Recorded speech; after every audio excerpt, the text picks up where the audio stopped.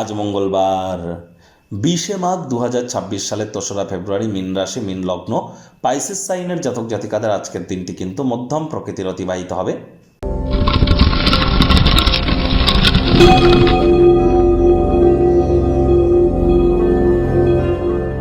ভিডিওটির শুরুতেই স্ক্রিনে আপনারা দেখতে পাচ্ছেন হনুমানজির প্রণাম মন্ত্র।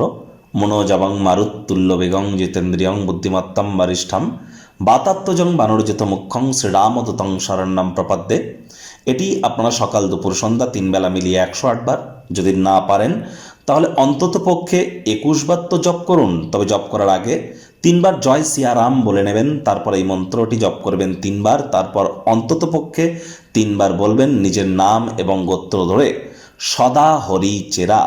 আজকের দিনটি ঘটনাবহুল একটি দিন, কারণ রাহু তো বর্তমানে নিজের নক্ষত্র শতবিশা নক্ষত্রে গোচর করছে, আর বুধ কিন্তু আজকের দিনেই রাহুর সাথে সংযুক্ত হয়ে জড়ত্ব নামক একটি যোগ তৈরি করে দেবে। যার জন্য এ সময় কিন্তু আমরা অবশ্যই দেশ কাল পাত্র, রাজনীতি, নেতা মন্ত্রী থেকে শুরু করে বয়োজ্যেষ্ঠ ব্যক্তি, উচ্চ পদে আসীন সকলের ক্ষেত্রেই দেখব মস্তিষ্কের বিভ্রাট ঘটা।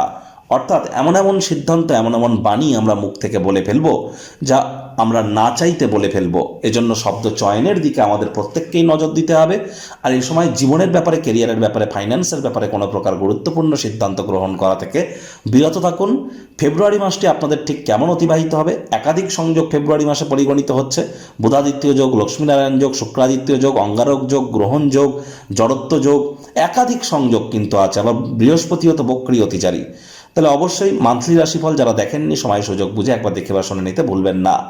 ভাগ্যমিটার আজ আপনাদের বলছে 7 আউট অফ 10 ভাগ্য আপনাদের অনুকূলেই থাকবে। সম্পর্কের ক্ষেত্রে আপনাদেরকে একটু সাবধানতা অবলম্বন করেই কিন্তু চলতে হবে। আজ দিনের শুরুটা যোগব্যায়াম, ধ্যান, প্রাণায়ামের মাধ্যমে করুন। সারাটা দিন ধরে শক্তির স্তরকে আপনারা বজায় রাখতে পারবেন। কায়িক পরিশ্রম হলেও শরীর মনে সতেজতা এবং তরতাজাই আপনারা অনুভব করবেন। অর্থগত ব্যাপারে আয় ইনকাম বাড়বে। নতুন উদ্যোগ পরিকল্পনার পাশাপাশি নতুন নির্মাণ কার্যের শুরুয়াত আজ করা যেতেই পারে। চাকরিজীবীদেরও অফিসে কম কথা বলে কাজ বেশি করতে হবে। মনের থেকে মস্তিষ্ককে বেশি দাম দিতে হবে। কোনো প্রকার অফিস পলিটিক্স বা গসিপিংয়ের অংশ যেন হবেন না। বসের কিন্তু কুনজরে আপনারা পড়ে যেতে পারেন। রাজনীতিবিদ যারা আছেন জনসংযোগ বৃদ্ধি করুন। হার্ডওয়ার্ক, কঠোর কায়িক পরিশ্রমের কোনো বিকল্পই কিন্তু নেই। শিক্ষার্থী বিদ্যার্থীদের পড়াশোনায় মনোযোগ আরও বৃদ্ধি করতে হবে। উচ্চশিক্ষার জন্য যারা বিদেশ যাত্রার কথা ভাবছিলেন, ভাগ্যদেবীও আজ আপনাদের পক্ষে নেই।